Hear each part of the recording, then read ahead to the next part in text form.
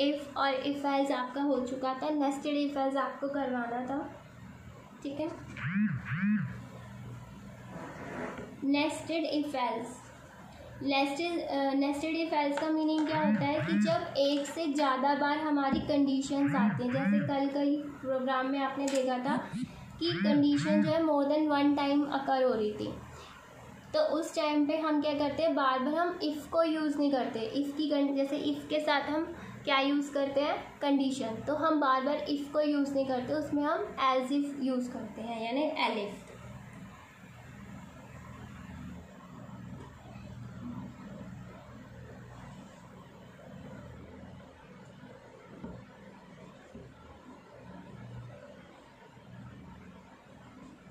There may be a situation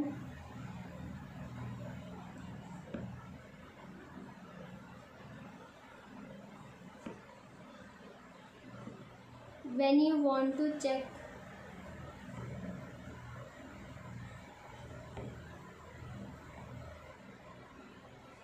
for another condition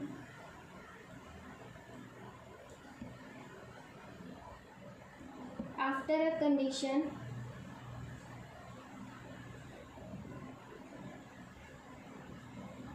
condition resolves to true, ठीक है। अगर एक कंडीशन आपने चेक करी है और वो कंडीशन ट्रू नहीं है, तो उसके बाद आपको ट्रू कंडीशंस लाने के लिए और भी हमें कंडीशंस को अप्लाई करना पड़ता है, तो वो हमारा कहलाता है nested if else.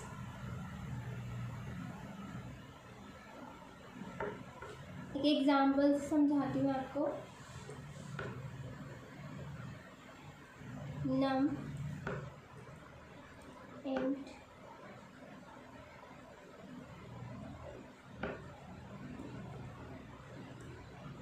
enter number, if num is divided by 2 is equal to 0, if num is divided by 3 is equal to 0, print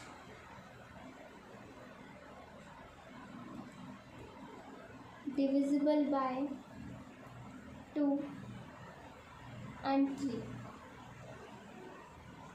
as print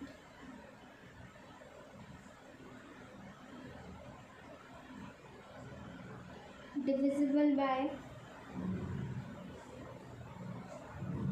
2 not divisible by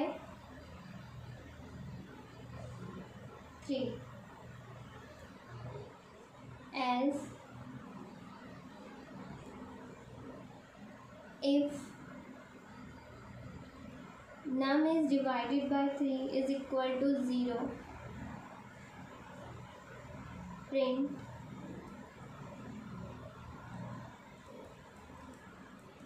divisible by 3 not divisible by 2।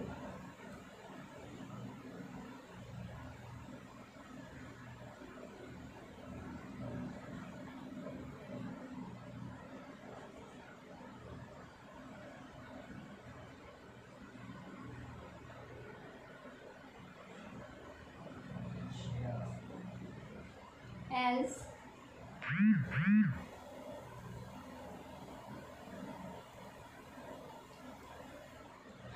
not divisible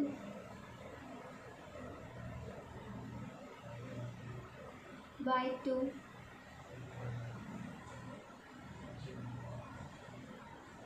and not divisible by 3, ठीक है। यहाँ पे हम क्या use कर रहे हैं, nested if else की कंडीशंस को यूज़ कर रहे हैं। अब आप यहाँ पे देखिए कि यहाँ भी इफ़ है, यहाँ भी इफ़ है, यहाँ एज इफ़, यानी हम more than one time if use कर रहे हैं, तब हम कहलाते हैं नेस्टेड इफ एल्स।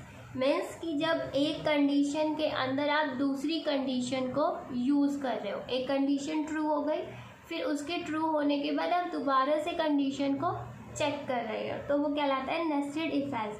जैसे कि यहाँ पे आपने एक नंबर इनपुट करा, फॉर एग्जांपल जो आपने नंबर इनपुट करा है वो आपका 4 है।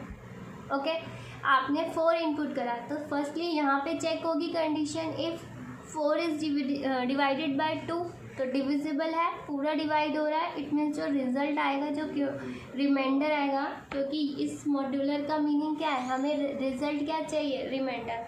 तो रिमाइंडर आया आपका 0, तो 0 इज इक्वल टू 0, तो कंडीशन क्या हो गई आपकी, ट्रू।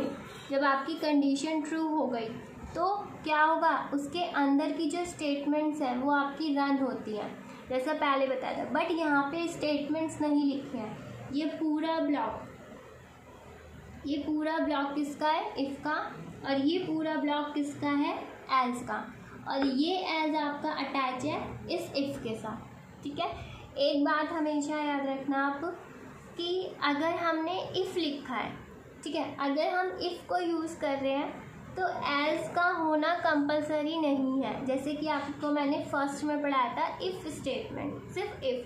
तो अगर हमने इफ़ को यूज़ किया है, ये जो है MCQ में क्वेश्चन आ जाते हैं, अगर हमने इफ़ को यूज़ किया है तो एल्स का होना कंपलसरी नहीं है। बट अगर आप एल्स को यूज़ कर रहे हो और एल्स लिखा है तो उस एल्स के साथ इफ़ का होना कंपलसरी है, एल्स कभी भी विदाउट इफ़ नहीं होगा।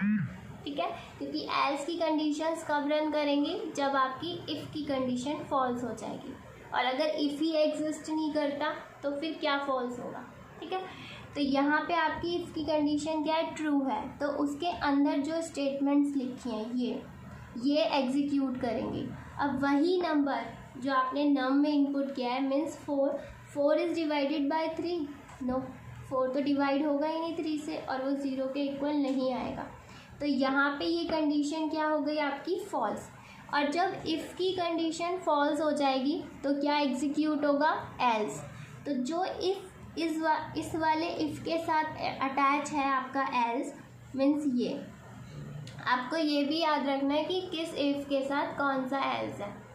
ठीक है, तो इस इफ़ के साथ आपका ये एल्स अटैच है, तो यहाँ पे ये वाली स्टेटमेंट आपकी एग्जीक्यूट हो जाएगी, और आपका आउटपुट क्या आएगा, डिविजिबल बाय 2 से तो डिवाइड हो गया, बट नॉट डिविजिबल बाय 3, तो आपकी ये वाली स्टेटमेंट जो है वो एग्जीक्यूट हो जाएगी।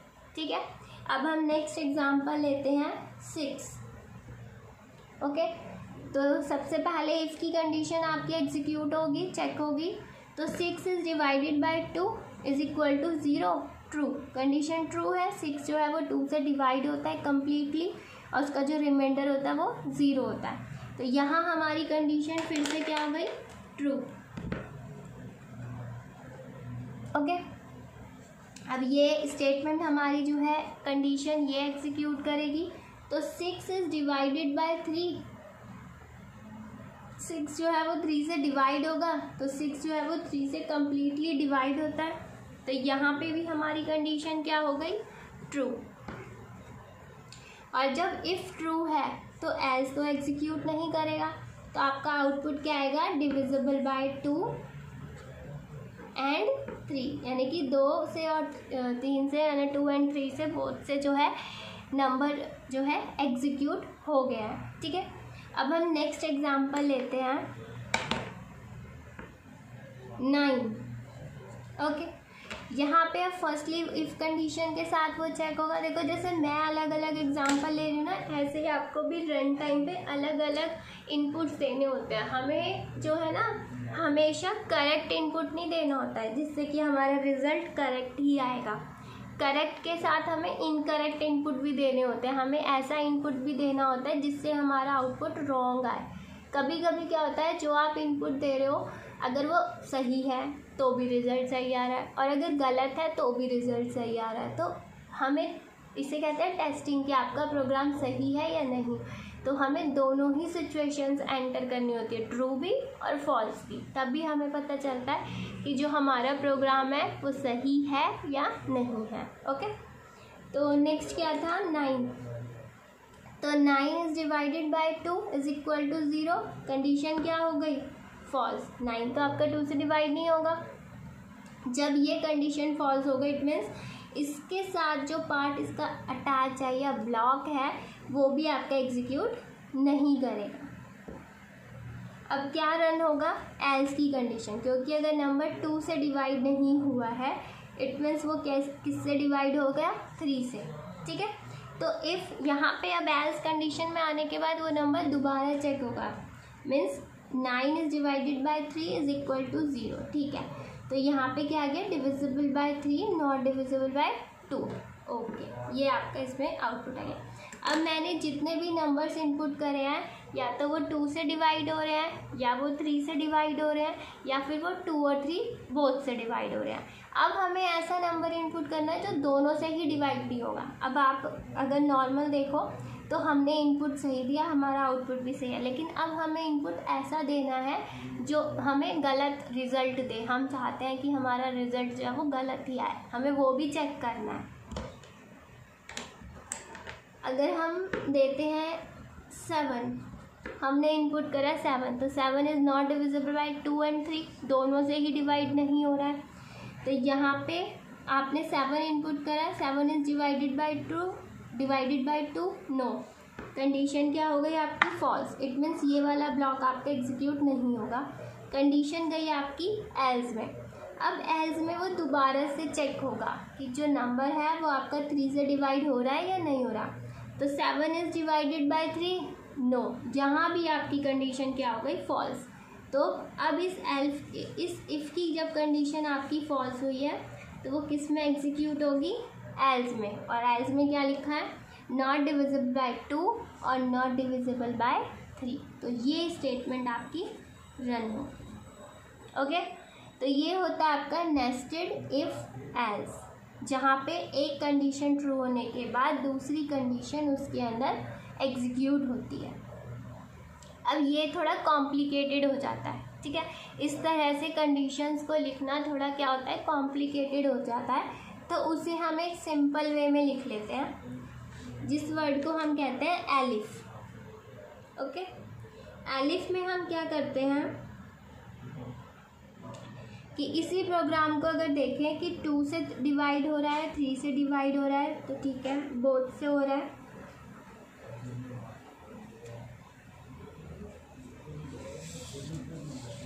ये प्रोग्राम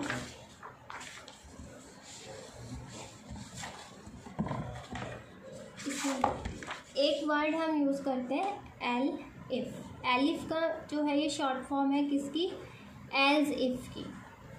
ठीक है, यहाँ पे कितनी कंडीशंस हैं, एक आपकी ये कंडीशन है, एक आपकी ये कंडीशन है और एक आपकी ये कंडीशन है।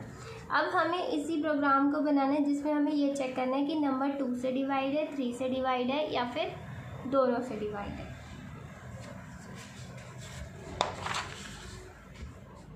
एलिफ को यूज़ करके। ओके, तो आप सबसे पहले नंबर इनपुट करोगे,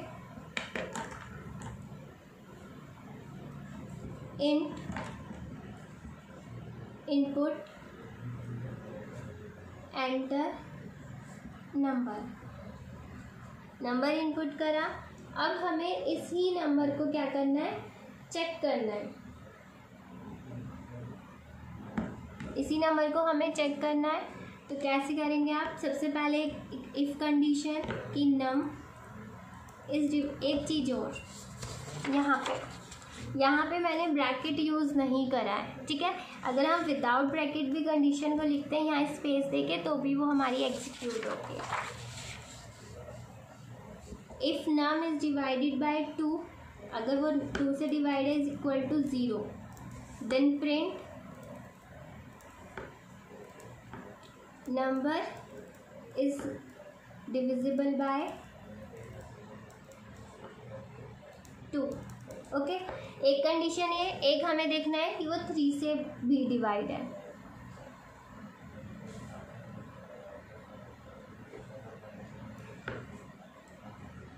तो कंडीशन क्या है, elif num is divided by 3 is equal to 0, then print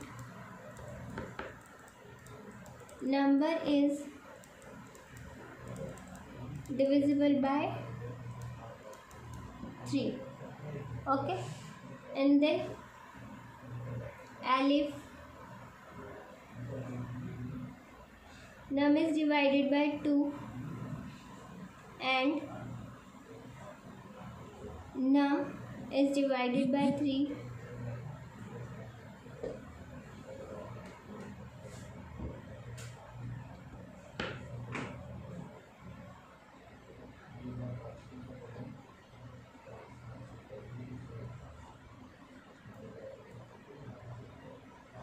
divide by both मतलब डिविजिबल बाय बोथ, ठीक है।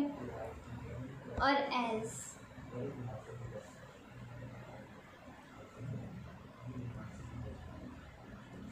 Not divisible by 2 and 3। तो यहाँ पे हमने क्या यूज़ किया है, एलिफ को, कि हमने अपनी कंडीशंस जो है वो एलिफ में अप्लाई कर दिया। अब इसमें एक चीज़ है जो बहुत इम्पॉर्टेंट है देखने के लिए, कि हमने इस तरह से लिख तो दिया है, बट इस प्रोग्राम का मीनिंग क्या है। इस प्रोग्राम का मीनिंग ये है कि अगर एक इनपुट आपने दिया, फॉर एग्जांपल 4 या 6 लो, पहले आप 6 ले लेते हैं। 6 जो है वो 2 से डिवाइड हो गया, कंडीशन ट्रू, स्टेटमेंट आपकी रन हो गई, लेकिन रिजल्ट क्या आ गया, नंबर इज डिविजिबल बाय 2। लेकिन 6 क्या है, वो तो 2 से भी डिवाइड होता है और 3 से भी डिवाइड होता है, दोनों से डिवाइड होता है। तो उसके अकॉर्डिंग तो हमारा प्रोग्राम गलत हो गया। 6 2 से तो डिवाइड है, लेकिन वो 3 से भी डिवाइड है, तो यानी वो इस कंडीशन तक आया ही नहीं, ठीक है। तो इसको आपको कैसे करना है, अगर मानो 9 है तो 9 इज़ नॉट डिविजिबल बाय 2, यहाँ पे वो डिविजिबल नहीं है, नहीं डिवाइड हुआ, तब वो एलिफ पे जाएगा। अगर यहाँ की कंडीशन, फर्स्ट कंडीशन फॉल्स होती है, देन वो एलिफ पे उसे चेक करेगा। अगर कंडीशन यही ट्रू हो जाती है तो वो एलिफ की कंडीशन को चेक ही नहीं करेगा, क्योंकि डिसीजन मेकिंग यानी कि इफ एल्स में क्या होता है कि अगर एक बार कंडीशन आपकी ट्रू हो गई और वो एग्जीक्यूट हो गई तो वो अदर स्टेटमेंट्स को चेक नहीं करेगी, ठीक है। तो यहाँ पे हमें क्या करना है, इस स्टेटमेंट को हमें लिखना है इफ़ के साथ, और इस स्टेटमेंट को हमें लिखना है यहाँ पर। उससे क्या होगा कि जैसे आपने 6 इनपुट किया तो पहले कंडीशन क्या चेक होगी कि 2 से भी डिवाइड है और 3 से भी डिवाइड है। अगर दोनों से डिवाइड है तो डिविजिबल बाय बोथ। अगर दोनों में से कोई एक कंडीशन भी आपकी फॉल्स हो जाती है तो ये कंडीशन क्या हो गई, फॉल्स। इसका मतलब इन दोनों से वो डिवाइड नहीं है। फिर चेक होगा 2 से कि क्या वो नंबर 2 से डिवाइड है, क्योंकि दोनों से तो डिवाइड नहीं है, एक से डिवाइड है, तो क्या वो 2 से डिवाइड है। अगर 2 से डिवाइड है तो डिविजिबल बाय 2, अगर 3 से डिवाइड है तो डिविजिबल बाय 3, अदरवाइज किसी से भी डिवाइड नहीं, ठीक है। तो ये स्टेटमेंट मैंने जान के उल्टी लिखी थी ताकि मैं आपको ये समझा सकूँ, ठीक है। तो इसको लिखना है, इस कंडीशन को लिखोगे आप इफ़ के साथ, इस कंडीशन को लिखोगे आप इफ़ के साथ, और इस कंडीशन को लिखोगे आप एलिफ में। इसलिए जो भी आप प्रोग्राम बनाओगे, स्टेटमेंट्स बनाओगे, वो बहुत ध्यान से बनानी है। तो जो हमने एल्स इस तरह से प्रोग्राम बनाया है, ये बहुत कॉम्प्लिकेटेड होता है, तो आप उसे इस तरह से एलिफ को यूज़ करके भी बना सकते हो, ठीक है। तो यहाँ पे आपका जो डिसीजन मेकिंग है इफ एल्स वो कंप्लीट हो गया है। नेक्स्ट आपका टॉपिक है loop.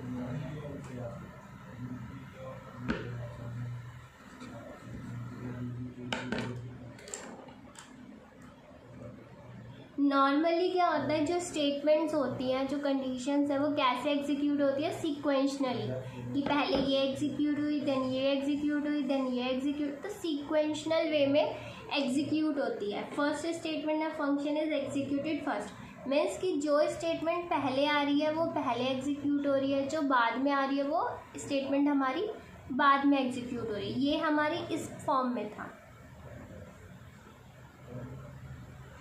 Loop statement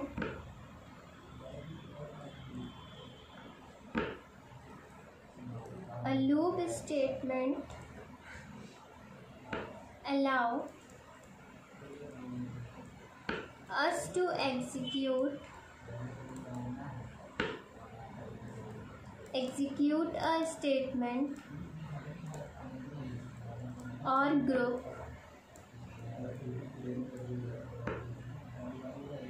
group of statement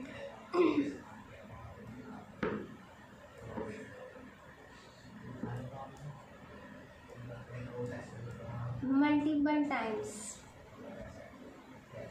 means loop means क्या होता है, एक सर्कल कि क्या है, वो खुद ही एग्जीक्यूट हो रहा है, खुद ही बार बार वो क्या हो रहा है, उसमें रिपीटेशंस हो रही हैं, ठीक है।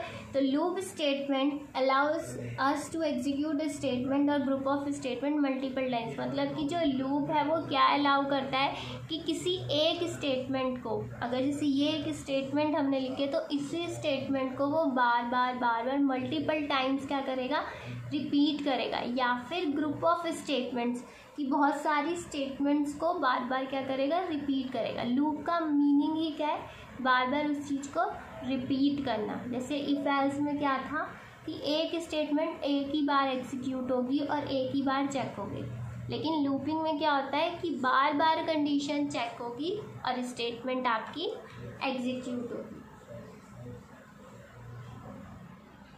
इसमें जो लूप होते हैं कौन कौन से लूप्स हैं आपके, while loop, for loop and nested loop.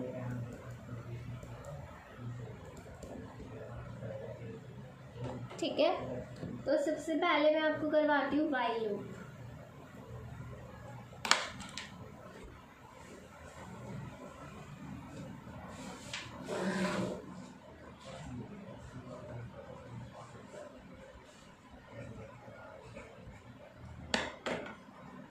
While loop क्या है, व्हाइल मीन्स जब तक, ठीक है, यही मीनिंग होता है। तो जब तक, कब तक, अब मैं समझाऊंगी कि जब तक ये स्टेटमेंट, ये कंडीशन हमारी ट्रू है तब तक स्टेटमेंट जो है वो एग्जीक्यूट होनी चाहिए। While means while loop statement in Python programming repeatedly execute a target statement, कि एक स्टेटमेंट को वो क्या कर रहा है, बार बार एग्जीक्यूट कर रहा है।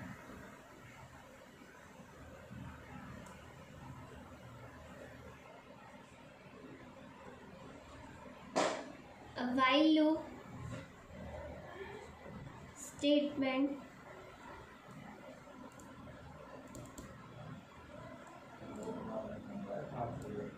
repeatedly executes a target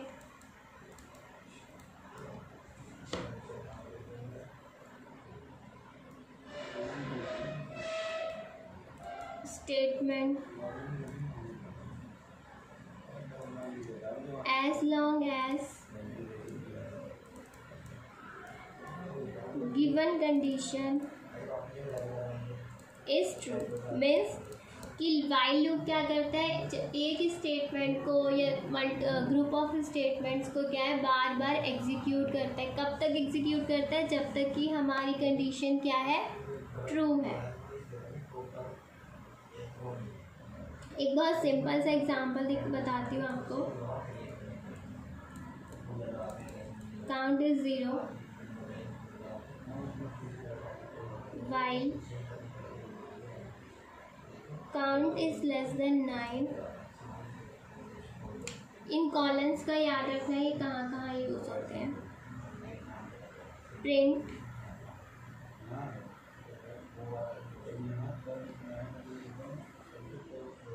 the count is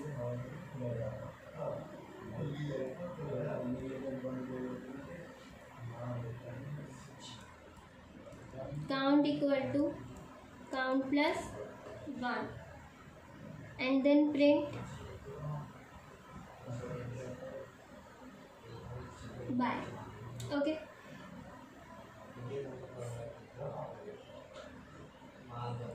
अब इसका मीनिंग क्या है, देखिए। काउंट इज इक्वल टू 0, तो काउंट क्या है, एक वेरिएबल। ओके, इस वेरिएबल में हमने एक वैल्यू स्टोर कर ली है 0। Count is 0। वाई मीन्स जब तक का मतलब काउंट इज लेस देन 9, जब तक काउंट जो वेरिएबल है उसकी वैल्यू 9 से क्या है, लेस है, लेस देन 9। तो अभी तो काउंट की वैल्यू आपकी क्या है, 0। तो जब तक 9 से लेस देन है तब तक ये स्टेटमेंट्स, यानी ये दो स्टेटमेंट्स, क्योंकि ये वाइल के इंडेंटेशन के, वाइल के ब्लॉक में है, इनका इंडेंटेशन क्या है, सेम है, तो ये क्या है, वाइल ब्लॉक में है, वाइल का ब्लॉक है ये। तो ये दोनों स्टेटमेंट्स जो है वो आपकी रन होती रहेंगी। बट ये किसके साथ है, ये वाइल के साथ है।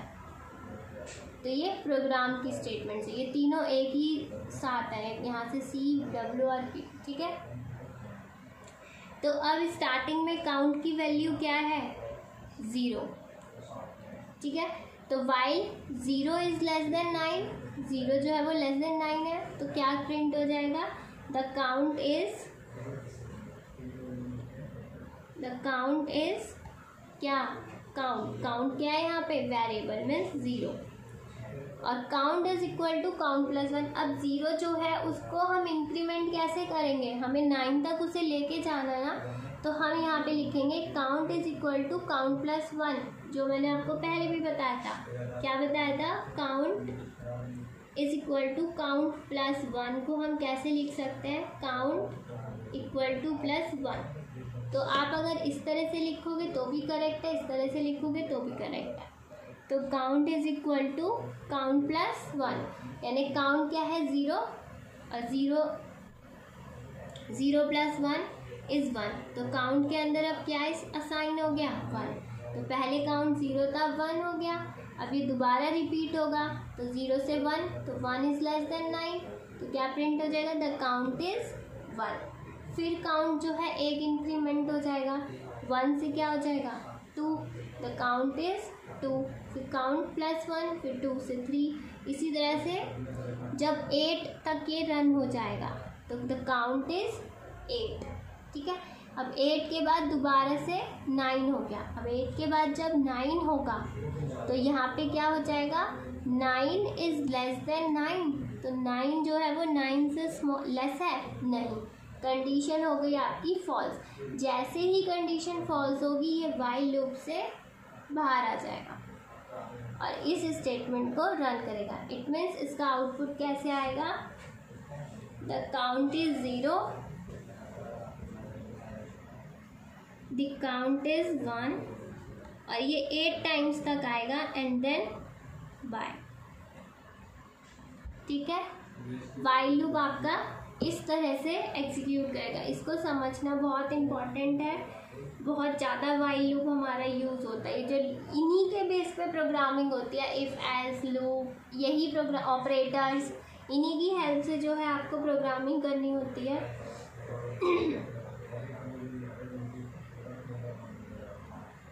अब एक और आपको मैं लूप समझाती हूँ इसका वाइल लूप में ही।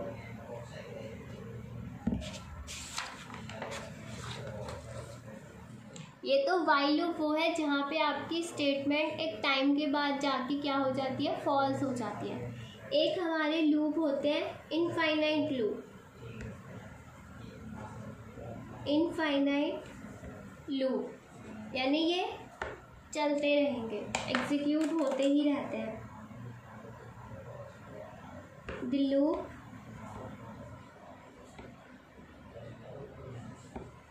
becomes infinite loop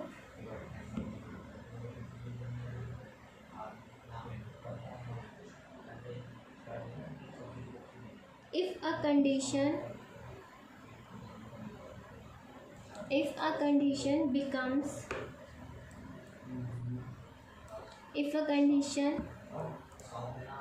never becomes false। Infinity loop क्या होता है, जो हमेशा ही चलते रहेंगे, वो कभी एंड ही नहीं होते हैं। मतलब कि the loop becomes infinity loop कब कहेंगे आप इसको, जब कंडीशन जो है कभी भी आपकी फॉल्स ही नहीं होगी, कभी कंडीशन फॉल्स ही नहीं होगी। जैसे उस लूप में क्या था कि कंडीशन फॉल्स हो गई तो वो लूप से बाहर आ गया, लेकिन यहाँ इन्फिनिटी लूप्स क्या होते हैं जहाँ पे हमारी कंडीशन कभी फॉल्स ही नहीं होती। हम जानकर ऐसे प्रोग्राम बनाते हैं। कभी कभी हम आगे मैं आपको जब पढ़ाऊँगी, आप प्रोग्रामिंग करोगे तो बहुत टाइम ऐसा आएगा कि आपको इन्फिनिटी लूप जो है यूज़ करने होंगे, यानी आप कंडीशन ऐसे रखोगे कि वो कंडीशन हमेशा ही ट्रू रहे। ठीक है, उसका रीज़न होता है। तो हमारे इन्फिनिटी लूप्स हम बहुत यूज़ करते हैं। कैसे होते हैं, जो कि कभी फॉल्स ही नहीं होते। Var is equal to 1,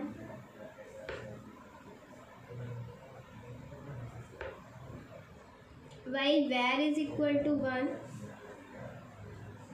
num is equal to int input,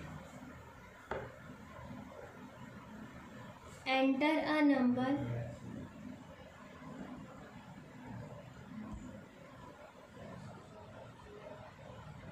print you entered num, and then print goodbye। ठीक है, तो यहाँ पे क्या है, ये हमारा इन्फिनिटी लूप है। इन्फिनिटी लूप कैसे है, हमने एक वेरिएबल लिया है var नेम से और उसमें हमने एक वैल्यू असाइन कर दिया है 1, तो 1 जो है वो var में स्टोर हो गया। अब जब तक हमारा var इज इक्वल टू 1, ये मैंने आपको पहले भी बताया है, 1 मीन्स ट्रू, 0 मीन्स फॉल्स, यही होता है। लेकिन 0 मीन्स फॉल्स और 0 के अलावा अगर आपकी कोई और वैल्यू आ रही है तो वो ट्रू। अगर यहाँ पे 1 की जगह 3 भी लिखा होता तब भी हमारी ये कंडीशन कैसी होती, ट्रू ही होती। अगर 0 लिखा है देन फॉल्स है, ठीक है। 3 4 5 आपने कुछ भी लिखा है तो ट्रू है ना। में अब ये कंडीशन हमारी ट्रू है, तो जब तक ये ट्रू रहेगी ये आपसे वैल्यू इनपुट कराता रहेगा। तो 1 है, ट्रू है, ठीक है। आपने वैल्यू इनपुट करी, आपने इनपुट करा नम में 10, उसने लिख दिया, आउटपुट शो कर दिया यू एंटर 10। देन अगेन ये लूप एग्जीक्यूट होगा क्योंकि दोबारा जाएगा लूप के पास। फिर var is equal to 1 means condition is true. फिर वो आपसे एक नंबर लेगा, आपने दे दिया 30, उसने आपको आउटपुट शो कर दिया। फिर दोबारा से लूप एग्जीक्यूट होगा, फिर कंडीशन आपकी ट्रू हो गई और फिर आपने कोई भी वैल्यू इनपुट कर दी 36, ठीक है। तो इस तरह से ये कंडीशन कभी भी फॉल्स ही नहीं होगी। ये ऐसी कंडीशन है जो हमेशा कैसी रहेगी, ट्रू रहेगी। उसमें हमने लास्ट प्रोग्राम में क्या करा था, count is equal to count plus 1 करके हमने वैल्यू को इंक्रीमेंट करा था, जिससे कि हमारी एक सिचुएशन पे जाके कंडीशन जो है वो कैसी हो जाए, फॉल्स हो जाए। बट यहाँ पे हमारी सिचुएशन जो है वो फॉल्स वाली सिचुएशन है ही नहीं। 1 मीन्स ट्रू। अगर आप var इक्वल टू 1 प्लस, अगर मैं यहाँ पे एक स्टेटमेंट ऐड कर देती हूँ var is equal to var plus 1, अगर कर भी देते हैं तो क्या हो गया, var इज इक्वल टू 2 हो गया। तो अब जब ये कंडीशन चेक होगी तो क्या ये 2 के इक्वल है, नहीं। अब कंडीशन क्या हो गई आपकी, फॉल्स। लेकिन यहाँ पे ऐसा तो कुछ हमने लिखा ही नहीं है, तो इस सिचुएशन में क्या है, ये हमारी कंडीशन हो गई इन्फिनिटी, यानी कि ये लूप कभी भी आपका टर्मिनेट नहीं करेगा, ये हमेशा एग्जीक्यूट करता रहेगा, ठीक है। और इसके साथ बताऊंगी मैं आपको कि वाइल के साथ जो है एल्स भी यूज़ होता है। जैसे हम इफ़ के साथ एल्स यूज़ करते हैं, ऐसे वाइल के साथ भी एल्स यूज़ करते हैं, वो मैं आपको नेक्स्ट क्लास में बताऊंगी। और जबकि अदर लैंग्वेजेस में जो है वाइल के साथ कभी एल्स यूज़ नहीं होता, सिर्फ पाइथन में जो है एल्स के साथ